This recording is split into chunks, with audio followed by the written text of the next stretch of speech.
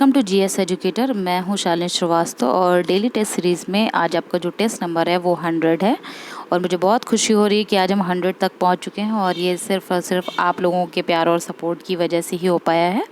तो thank you so much, आप लोगों ने मुझे इतना सपोर्ट किया, इतना प्यार दिया और प्लीज़ ऐसे ही आगे भी मुझे सपोर्ट करते रहेगा ताकि मैं और अच्छे अच्छे टॉपिक्स आपके लिए लेकर आऊँ ताकि हम उस पर डिस्कस कर सकें। तो आज का जो मैंने टॉपिक लिया है वो है पंचायती राज व्यवस्था से संबंधित है। एक सर हैं, उन्होंने मुझे मैसेज किया था, मुझे नाम तो उनका याद नहीं है। उन्होंने रिक्वेस्ट की थी कि मैम आप प्लीज़ इससे कुछ क्वेश्चन सेलेक्ट करके हमें उसके बारे में कुछ बताइए। तो आज मैंने उन्हीं के लिए उनके कहने पे ये टॉपिक लिया है। तो स्टार्ट करते हैं आज के जो पहला क्वेश्चन है उससे।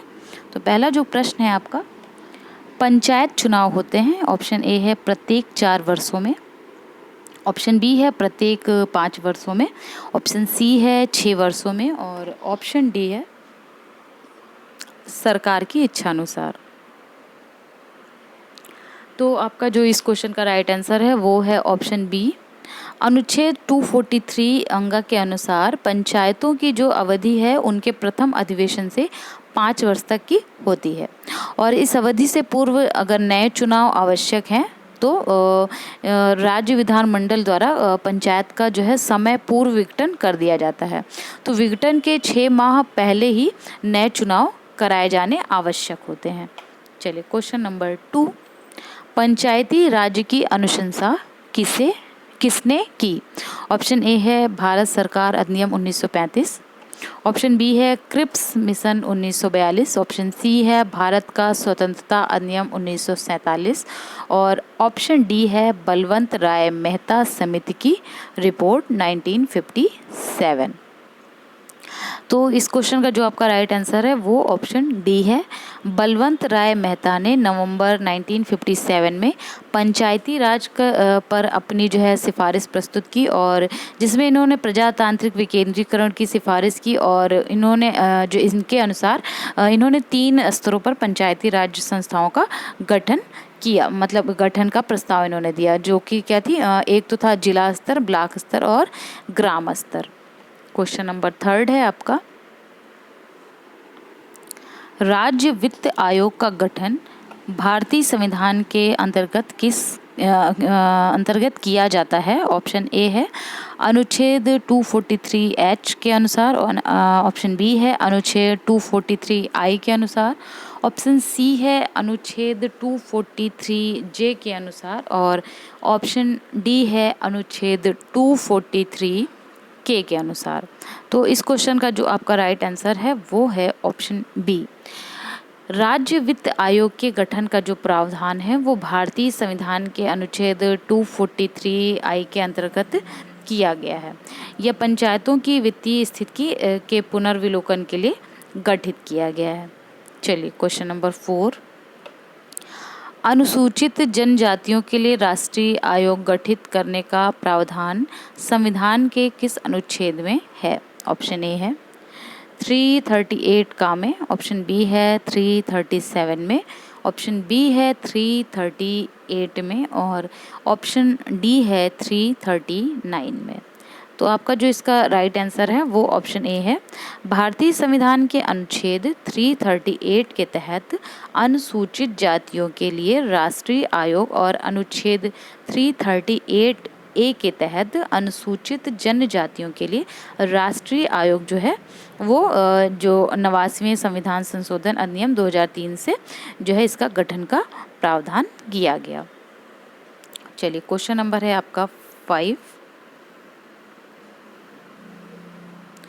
लोकसभा में एंग्लो इंडियन समुदाय के प्रतिनिधित्व के लिए प्रावधान संविधान में किस अनुच्छेद के अंतर्गत किया गया है? ऑप्शन ए है आपका 331, ऑप्शन बी है 221, ऑप्शन सी है 121 और ऑप्शन डी है 139।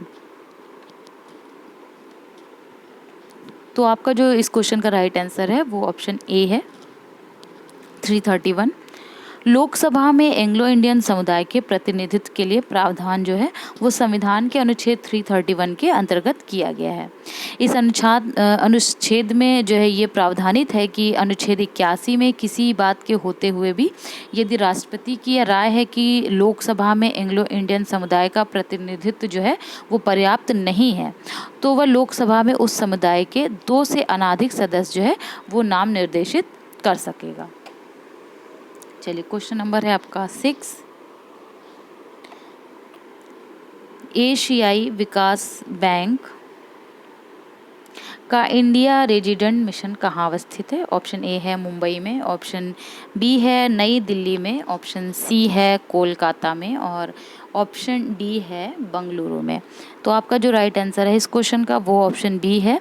एशियाई विकास बैंक का जो इंडिया रेजिडेंट मिशन है वो नई दिल्ली में स्थित है। क्वेश्चन है आपका 7। संविधानेतर अधिकार का अर्थ है? ऑप्शन ए है वह संविधान जो संविधान की सीमा का अतिक्रमण कर देती है। ऑप्शन बी है वह व्यक्ति जिसे संविधान के अंतर्गत असाधारण शक्ति प्राप्त हो।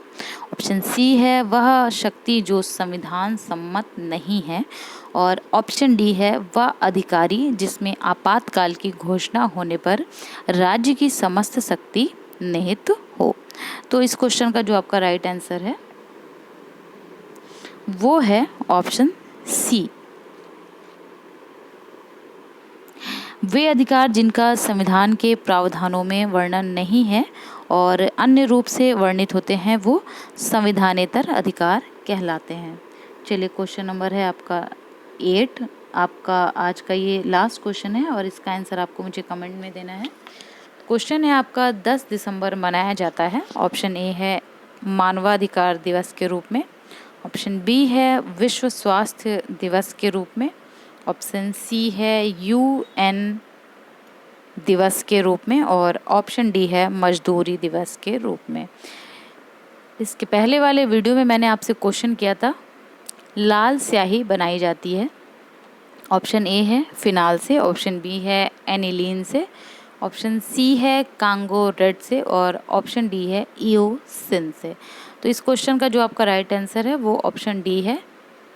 ईओसिन जो है वो एक टेट्रा ब्रोमोफ्लोरिसीन है और अधिकतर जो लाल स्याहियाँ हैं वो जो है ईओसिन का जो है तनु विलयन होती हैं। ये आज का आपका वीडियो था और अगर आप ऐसे ही मेरे डेली टेस्ट सीरीज़ को मिस नहीं करना चाहते हैं तो आप मेरा यूट्यूब चैनल सब्सक्राइब करिए और आप मेरा फेसबुक पेज भी लाइक कर सकते हैं।